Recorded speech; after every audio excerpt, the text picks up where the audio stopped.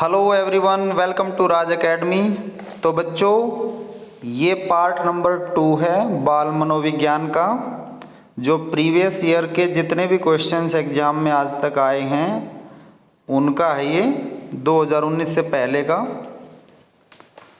तो उम्मीद करते हैं इसको आप ध्यान से देखेंगे, और जो भी बच्चा इसको देख रहा है तो वो पेपर के अंदर जो सी-टेट या फिर एच-टेट है, यूपी-टेट है, तो मनोविज्ञान का जो सेक्शन आता है उसमें 30 में से 28 या 29 इतने नंबर उनके आने चाहिए। तो फुल प्रैक्टिस करें अच्छे से, बिल्कुल माइंड लगा के इसको देखें। और मेरे राइट आंसर बताने से पहले आप अपना राइट आंसर लगाया करो वीडियो पॉज करके, फिर आप अपना आंसर मेरे आंसर से मैच किया करो। इस तरह से प्रैक्टिस करना। तो चलिए वीडियो स्टार्ट करते हैं। यदि वीडियो पसंद आए तो शेयर करें दूसरों के साथ, लाइक करें, सब्सक्राइब करें। तो दूसरे के साथ शेयर करने से उनका भी कुछ भला हो जाएगा। तो क्वेश्चन नंबर 56, मानव जाति में वे कौन से व्यक्तिक विभिन्नता के निर्धारक तत्व होते हैं जो मानव जाति की विविधता को बताते हैं? पर्यावरण का अंतर, आनुवंशिकता का अंतर, आनुवंशिकता व पर्यावरण की अंतरक्रिया, उपरोक्त में से कोई नहीं। ये पंजाब टेट में आया था 2011 में ये क्वेश्चन। तो 56 इसका राइट ऑप्शन सी। 57 संक्षिप्त रूप PSRN जो कि विकास से संबंधित है, व्याख्या किस चीज़ की करता है? समस्या हल, तार्किकता व अंकिक क्षमता। समस्या हल, संबंध और अंकिक क्षमता, बौद्धिक क्षमता, तार्किकता, अंकिक क्षमता, बौद्धिक क्षमता, तार्किकता, अंक ज्ञान। तो 57 में option A is right, problem solving, reasoning and numeracy. तो option A is right 57 questions का। 58 वाइगोत्स्की जो थे, इन्होंने बाल विकास के बारे में कहा है कि ऑप्शन ए, यह संस्कृति के आनुवंशिकी के कारण होता है, वह सामाजिक अंतरक्रियाओं के कारण होता है, औपचारिक शिक्षा का उत्पाद होता है, यह समावेशन और समायोजन, असिमुलेशन और अकोमोडेशन का परिणाम होता है। तो 58 का राइट ऑप्शन बी, सामाजिक अंतरक्रियाओं के कारण। जैसे सामाजिक की बात हुई, सामाजिक अंतरक्रियाओं की, तो वाइगोत्स्की आपके माइंड में आना चाहिए, सिंपल। गार्डनर ने 7 बुद्धि अधिमान निर्धारित किया, इनमें से कौन सा नहीं है? स्थान संबंधी बुद्धि, भावनात्मक बुद्धि, अंतर्वैयक्तिक बुद्धि या फिर भाषात्मक बुद्धि। तो गार्डनर ने इनमें से कौन सा नहीं की बात हुई है कि गार्डन के जो 7 बुद्धि के जो अधिमान जो उन्होंने दिए हैं उनमें से इन जो नीचे 4 हैं इनमें से कौन सा नहीं था? तो 57 में बी, भावनात्मक, इमोशनल इंटेलिजेंस का कोई स्थान गार्डनर के 7 बुद्धि के अधिमानों में नहीं था, तो भावनात्मक नहीं था। बुद्धि के संबंध में सही कथन क्या है? समायोजन करने की क्षमता का नाम बुद्धि है, सीखने की क्षमता का नाम बुद्धि है, संक्षिप्तता, तार्किकता की क्षमता का नाम बुद्धि है, या फिर उपरोक्त सभी। तो 60 का जो राइट ऑप्शन डी, उपरोक्त सभी। घटना और वस्तुओं के बारे में एक बच्चा तार्किक रूप से सोच सकता है। पियाजे के चरणों के संबंध में सही कथन बताओ। सेंसरी तंत्रिका तंत्र, प्रारंभिक संचालन प्रक्रिया, मूर्त संचालन प्रक्रिया या फिर औपचारिक संचालन प्रक्रिया। पंजाब टेट 2011 का question 61, option C is right, concrete operational process. Let's move next question 62, सहयोगात्मक रणनीति, कोपिंग स्ट्रेटजी कि किस श्रेणी में महिलाएं निम्न संबंधित नहीं होती? स्वीकार्यता, प्रतिरोध, क्रांति, अनुकूलन। 62 इसका राइट ऑप्शन बी, प्रतिरोध, रेजिस्टेंस। व्यक्तिक विभिन्नता के मिलन के संबंध में एक अध्यापक की भूमिका होनी चाहिए। कैसी होनी चाहिए? व्यक्ति के दृष्टिकोण, अभिरुचि और योग्यता को जानने का प्रयास, व्यक्ति आधारित पाठ्यक्रमों को उनकी आवश्यकता के अनुसार समझने की कोशिश, उपरोक्त दोनों, उपरोक्त में से कोई भी नहीं। तो 63 का सी, दोनों के दोनों होने चाहिए टीचर के अंदर क्वालिटी। यदि एक बच्चे की मानसिक आयु 5 वर्ष, वास्तविक आयु 4 वर्ष है, तो उस बच्चे की IQ बतानी है कितनी है। 64 का IQ 125। फॉर्मूला सबको पता होगा, मेंटल एज ऊपर, रियल एज नीचे, यानी कि 5/4 × 100, 25 चौका 100 और 25 पंजे 125, 125। फॉर्मूला बिल्कुल रट लो माइंड में। MA means mental age, chronical age CA, और गुणा में 100 लगाते हैं × 100। बस इससे आ जाएगा आपका मानसिक आयु निकालने का फॉर्मूला। 65 विद्यालय क्षेत्र में रचनात्मक निर्धारकों को जानने के लिए इनमें से कौन सा उपागम नहीं है। उपागम मतलब रास्ता नहीं है, तरीका नहीं है। ऑप्शन ए वार्तालाप कौशल, बहुविकल्पीय प्रश्न, परियोजना कार्य या फिर मौखिक प्रश्न। 65 राइट ऑप्शन बहुविकल्पीय प्रश्न। रचनात्मकता की जो बात होती है, क्रिएटिविटी की जो बात होती है फॉर्मेटिव असेसमेंट में, बहुविकल्पीय जो MCQ जो क्वेश्चन होते हैं उनमें किसी भी प्रकार की कोई रचनात्मकता दिखाई नहीं देती। वो तो टू द पॉइंट होते हैं, कौन सा राइट है, ये राइट है बस। तो क्रिएटिविटी का तो कोई काम ही नहीं उसमें। तो B 66 आपकी कक्षा के कुछ छात्र अति मेधावी, आप उन्हें किस तरह पढ़ाएंगे। कक्षा के साथ, उच्च कक्षा के साथ, समृद्धिकरण कार्यक्रमों के द्वारा या फिर जब वे चाहें। तो 66 का right option C enriched program के द्वारा, समृद्धिकरण कार्यक्रमों के द्वारा। नैदानिकी परीक्षा डायग्नोस्टिक टेस्ट का मुख्य उद्देश्य क्या। कक्षा में प्रदर्शन के दौरान सामान्यतः कमजोर क्षेत्र को चिन्हित करना, चिन्हित मतलब पहचान करना, उपचारात्मक कार्यक्रम की विशेष प्रकृति की आवश्यकता, अकादमिक कठिनाइयों एकेडमिक डिफिकल्टीज के कारणों का पता लगाना, छात्र की कठिनाइयों की विशेष प्रकृति को जानना। तो 67 का जो right option C academic difficulty के कारणों का पता लगाना, ऑप्शन C इज राइट। मनोविज्ञान शिक्षा का आधारभूत विज्ञान है, किसने कहा था ये आधारभूत विज्ञान। इस वर्ड को रट लो, आधारभूत विज्ञान को। आधारभूत विज्ञान की बात हो तो 68 का right option B Skinner. Skinner BTET Bihar TET में आया था 2011 में ये क्वेश्चन। आधुनिक मनोविज्ञान का अर्थ क्या है। मन का अध्ययन, आत्मा का अध्ययन, शरीर का अध्ययन, व्यवहार का अध्ययन। 69 D व्यवहार का अध्ययन।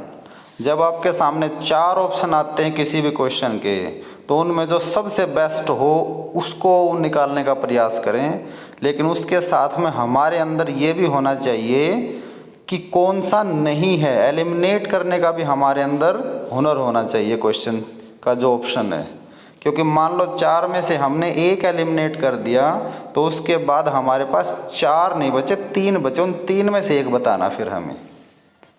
तो ये क्वालिटी तो हमारे अंदर होनी चाहिए। क्वेश्चन का जो ऑप्शन है वो बिल्कुल जो नहीं है उसको एलिमिनेट करना, उसको हटाना, कि ये तो हो ही नहीं सकता।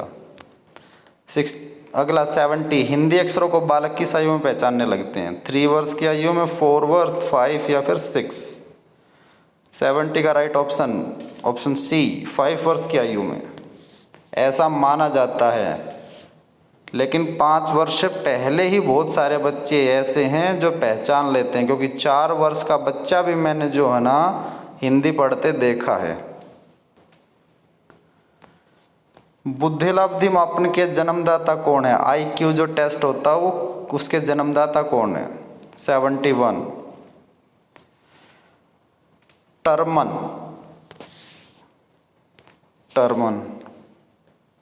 एलेकिया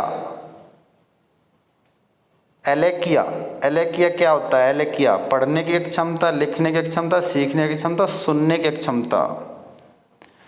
तो 72 पढ़ने की अक्षमता, एलेकिया।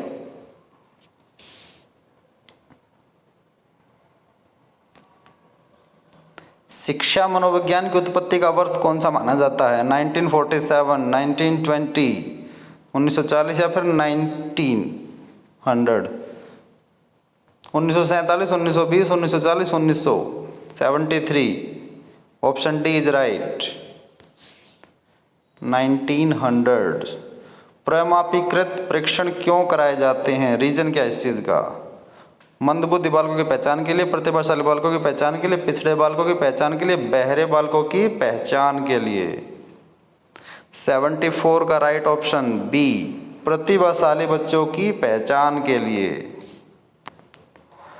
पियाजे की औपचारिक संक्रियात्मक अवस्था बालक की किस आयु अवधि तक मानी जाती है? 0 to 2, 2 to 7, 7 to 11, 11 to 15। तो 75 का जो राइट ऑप्शन डी, 11 to 15। औपचारिक संक्रियात्मक की बात हुई है, 11 से 15। जड़ बुद्धि वाले बालक का IQ कितना होता है? 11 से 120, 81 से 110, 71 से 80 या फिर 71 से कम, 76। तो जड़ बुद्धि जो बच्चा होता है 71 से कम होता है उसका। गर्भ में बालक को विकसित होने में कितने दिन लगते हैं? ये इम्पोर्टेंट क्वेश्चन है। इम्पोर्टेंट तो सारे ही हैं, हर चीज़ की नॉलेज होनी चाहिए। तो गर्भ में बच्चे को विकसित होने के लिए हमें 280 दिन का टाइम लगता है, जो अप्रोक्सीमेटली माना जाता है वो 280 माना जाता है। तो ऑप्शन बी इज राइट। नवजात जो शिशु होता है, जो छोटा बच्चा बिल्कुल जो अभी पैदा हुआ हो, तो उसका भार कितना होता है? 78। तो उसका जो भार होता है तो 7 पाउंड। बुद्धि के बहुकारक सिद्धांत के प्रतिपादक कौन हैं? McDougall, Terman, Thorndike, Burt. तो बहुकारक सिद्धांत की बात हुई है, बहुकारक 79। Option C is right, Thorndike. Question number 80, उपनयन संस्कार किस शिक्षा काल में किया जाता है? वैदिक काल, बौद्ध काल, मुगल काल, इनमें से कोई नहीं। 80, तो ये वैदिक काल में किया जाता था। मुगल काल तो बहुत बाद में है, 1526 से 1857 तक था ये तो। बहादुर शाह जफर लास्ट मुगल सम्राट। निचली कक्षाओं में शिक्षण की खेल पद्धति मूल रूप से आधारित होती है। जो निचली कक्षाओं की बात हुई है, शारीरिक शिक्षा क्रम के सिद्धांत पर, शिक्षण पद्धतियों के सिद्धांतों पर, विकास एवं वृद्धि के मनोवैज्ञानिक सिद्धांतों पर, शिक्षण के समाज शास्त्रीय सिद्धांतों पर। सीटेट 2011 का क्वेश्चन है ये। तो 81 का जो राइट ऑप्शन सी, विकास एवं वृद्धि के मनोवैज्ञानिक सिद्धांतों पर। Option C is right. Now 82, सामान्य परिपक्वन से पहले प्रशिक्षित करना प्राय डैश सामान्य कौशलों के निष्पादन के संदर्भ में बहुत लाभकारी होता है, कुल मिलाकर हानिकारक होता है, दीर्घकालिक दृष्टि से लाभकारी होता है। लाभकारी हो या हानिकारक इस बात पर निर्भर करता है कि प्रशिक्षण में किस प्रकार की विधि का प्रयोग किया गया है। तो 82 ऑप्शन डी इज राइट। साफ दिख रहा है, तो विधि बहुत मैटर करती है। बच्चों की सीखने की प्रक्रिया में माता पिता को डैश भूमिका निभानी चाहिए, नकारात्मक, अग्रोन्मुखी, सहानुभूतिपूर्ण या फिर तटस्थ। तो तटस्थ रह करके तो कोई काम होगा ही नहीं, ऑप्शन डी तो पहले ही एलिमिनेट हो गया। तो 83 राइट ऑप्शन बी, प्रोएक्टिव होना चाहिए पेरेंट्स को। तो जैसे 83 क्वेश्चन है, इसके अंदर से हमें क्वेश्चन के जो ऑप्शन को एलिमिनेट करना है। तो 83 में जैसे ऑप्शन ए दे रखा है नकारात्मक, ये तो है ही नहीं, कटा पहले। एक तटस्थ भी नहीं, ये कटा। अब ए और डी कट चुका, हमारे सामने सिर्फ बी और सी बचे। तो पहले हमारे पास 4 थे, अब सिर्फ 2 बचे हैं। तो तो इस प्रकार आप क्वेश्चंस का जो एलिमिनेट करने का जो तरीका है ऑप्शन को, वो भी सीखना चाहिए, उस पर भी प्रयास करना चाहिए। 84, वह कौन सा स्थान है जहां बच्चे के संज्ञानात्मक विकास को सबसे बेहतर तरीके से परिभाषित किया जा सकता है? 2011 सीटेट का ये भी। 84 बी, विद्यालय एवं कक्षा पर्यावरण में।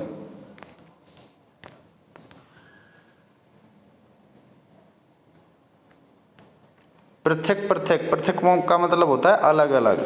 समजातीय समूह के व्यक्तियों के प्रति बच्चों की अभिवृत्ति साधारणतः आधारित होती है उनके अभिभावकों की अभिवृत्ति पर, उसमें समकक्षियों की अभिवृत्ति पर, दूरदर्शन के प्रभाव पर, उनके सहोदरों की अभिवृत्ति पर। सहोदर मतलब होता है भाई या बहन। तो 85 जो है उसका राइट ऑप्शन ए, उनके अभिभावकों की अभिवृत्ति पर। मानव विकास किन दोनों के योगदान का परिणाम है? अभिभावक एवं अध्यापक, सामाजिक एवं सांस्कृतिक कारक, वंशानुक्रम, वातावरण, इनमें से कोई नहीं। तो 86 ऑप्शन सी होगा, क्योंकि मानव का जो विकास होता है वो वंशानुक्रम और वातावरण दोनों का मेल से होता है। प्राथमिक विद्यालय के बालकों के लिए निम्न में से किसे बेहतर मानते हैं? वीडियो अनुरूपण, प्रदर्शन, स्वयं के द्वारा किया गया अनुभव, ये सभी। तो 87 राइट ऑप्शन सी, खुद का एक्सपीरियंस मेन चीज़ करता है। कितना भी डेमोन्स्ट्रेशन कर लो, कितनी भी वीडियो दिखा लो, जब तक बच्चा खुद प्रैक्टिकल पर नहीं आएगा तो उसे हम कुछ नया नहीं सिखा सकते, बल्कि बच्चे का इंटरेस्ट भी कम हो जाएगा इससे। 88 विद्यार्थियों के अच्छे मानसिक स्वास्थ्य को बनाए रखने के लिए निम्न में से कौन सा तरीका सबसे महत्वपूर्ण है? सह शैक्षिक क्रियाओं का प्रावधान, अभिव्यक्ति की स्वतंत्रता, रुचियों की भिन्नता, अध्यापक की भूमिका एवं विद्यालयी वातावरण। तो 88 ये आर-टेट में आया था 2011 में, राजस्थान टेट का क्वेश्चन है ये। तो 88 का जो राइट ऑप्शन है वो डी होगा, अध्यापक की भूमिका एवं विद्यालयी वातावरण। ये बहुत इम्पोर्टेंट है, उसी से बच्चे की रुचि बनती है, उसी से उसकी अभिव्यक्ति भी झलकती है। तो मेन चीज़ है अध्यापक की भूमिका और जो एनवायरनमेंट है, विद्यालय का जो वातावरण है, डी। 89 निम्न में से कौन सा बच्चे की मानसिक मनोवैज्ञानिक आवश्यकताओं के साथ संबंध नहीं है? सामाजिक अनुमोदन अथवा सराहना की आवश्यकता, संवेगात्मक सुरक्षा की आवश्यकता, शरीर से अपशिष्ट पदार्थों का नियमित रूप से बाहर निकलना, सानिध्य की आवश्यकता। सानिध्य का मतलब होता है किसी के साथ संगत, कंपनी किसी की। तो 89 का जो राइट ऑप्शन है सी, शरीर से अपशिष्ट पदार्थों का नियमित रूप से बाहर निकलना, ये एक नेचुरल प्रोसेस है, इससे सामाजिक मनोवैज्ञानिकता का कोई भी रोल नहीं है इसमें।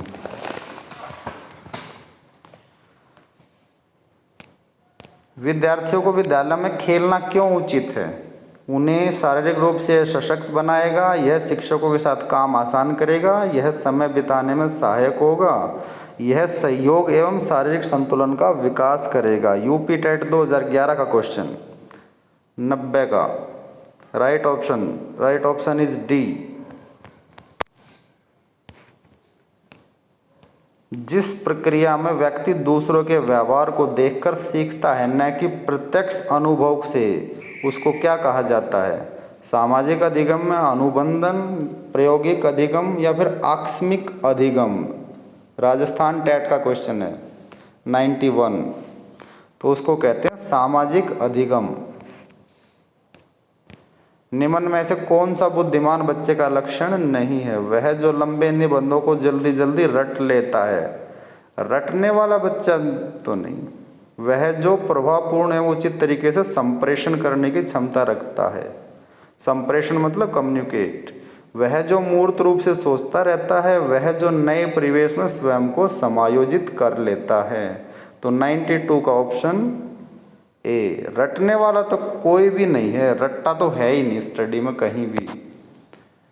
तो रटने की चीज़ अलाउड नहीं है, समझ करके सीखने की अलाउ है। Option A is right. बच्चे दुनिया के बारे में अपनी समझ का सृजन करते हैं, इसका श्रेय डैश को जाता है, पियाजे, पैवलोव, कोहलबर्ग या फिर स्किनर।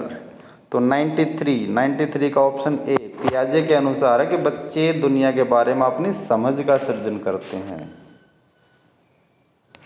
ए, परिवार एक साधन है अनौपचारिक शिक्षा का, औपचारिक शिक्षा का, दूरस्थ शिक्षा का या फिर गैर औपचारिक शिक्षा का। तो 94 का राइट ऑप्शन ए अनौपचारिक शिक्षा, इनफॉर्मल एजुकेशन परिवार से मिलती है हमें। एक शिक्षक विद्यार्थियों में सामाजिक मूल्यों को विकसित कर सकता है, महान व्यक्तियों के बारे में बोलकर नहीं, बोलने से तो कुछ नहीं होता। अनुशासन की अनुभूति को विकसित कर, आदर्श रूप से बर्ताव कर, उन्हें अच्छी कहानियाँ सुनाकर। कहानियाँ सुनाते रहो, कुछ नहीं होना उससे। तो 95 का जो राइट ऑप्शन सी, क्योंकि महान व्यक्तियों के बारे में बताएंगे उसका असर थोड़ी देर रहेगा, वो भी ज़्यादा बच्चों में नहीं। अच्छी अच्छी कहानियाँ सुनाएंगे, कुछ बच्चे सुनेंगे, कुछ को नींद आएगी। तो प्रैक्टिकल रूप से हमें सोचना चाहिए जब हम किसी भी क्वेश्चंस को डील कर रहे हैं, किसी भी एग्जाम में बैठे हैं, चाहे हम एक टीचर की तरह जब आप सोच करके क्वेश्चंस को करेंगे तो आपको उससे ज़्यादा बेनिफिट मिलेगा। तो आदर्श रूप से व्यवहार करना ये तो प्राथमिक ड्यूटी है किसी टीचर की, पहला कर्तव्य है उनका। कृतिका नाम की कोई लड़की है, अक्सर घर में ज़्यादा बात नहीं करती लेकिन विद्यालय में वह काफ़ी बात करती है। यह किस चीज़ को दिखाता है? विद्यालय हर समय बच्चों को खूब बात करने का अवसर देता है। शिक्षकों की यह मांग होती है कि बच्चे विद्यालय में खूब बातें करें। कृतिका का अपना घर बिल्कुल पसंद नहीं है, उसके विचारों को विद्यालय में मान्यता मिलती है। तो 96 का तो बिल्कुल ये ठीक है, डी वाला सही है इसका। उसके विचारों को मान्यता, बच्चे के जब तक विचारों को मान्यता नहीं मिलेगी, बच्चे के साथ जब तक टीचर या पेरेंट्स कनेक्ट नहीं होंगे, बच्चे के अंदर झांकेंगे नहीं, तब तक हम उसे समझ ही नहीं सकते। और बच्चा ही केंद्र बिंदु होता है एजुकेशन का आज के दिन। 97, एक प्रमाणीकृत पठन परीक्षण लेने के लिए 5वीं कक्षा को प्रस्तुत करने में शिक्षक को अधिकाधिक परामर्श दिया जाता है। बच्चों को बोलना कि परीक्षण बहुत महत्वपूर्ण है तथा वह उसमें सबसे अच्छा प्रदर्शन करेगा। ऑप्शन बी, पूर्ववर्ती परीक्षण से प्रधान प्रश्नों को चिन्हित करना, छात्रों को उन्हें उत्तर देने की अनुमति देना, निम्न कोटि के पाठकों को प्रशिक्षण देना ताकि कक्षा के शेष बच्चे किसी भी तरीके से अच्छा करें। और डी है, परीक्षण में आने वाले समान प्रकार के प्रश्नों के उत्तर देने के लिए छात्रों को अभ्यास करना। तो 97 का right option D, practice is important, अभ्यास करना। यूपी टेट का क्वेश्चन। कौन सा सिद्धांत व्यक्त करता है कि मानव मस्तिष्क एक बर्फ की बड़ी चट्टान के समान है जो कि अधिकांशतः छिपी रहती है एवं उसमें चेतन के 3 प्रकार हैं? तो ये ट्रेट थ्योरी, गुण सिद्धांत, प्रकार थ्योरी, टाइप थ्योरी, मनोविश्लेषणात्मक सिद्धांत या फिर व्यवहारवाद का सिद्धांत। 98 राइट ऑप्शन इज सी, मनोविश्लेषणात्मक सिद्धांत। अच्छा, 99 की बात करते हैं। मन का मानचित्र, माइंड मैपिंग किससे संबंधित है? 99,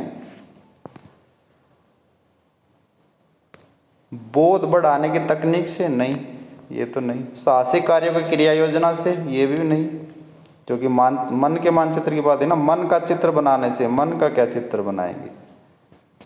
तो मेन चीज कौन सी है? ऑप्शन डी इज राइट, मन की क्रियाशीलता से, एक्टिविटी।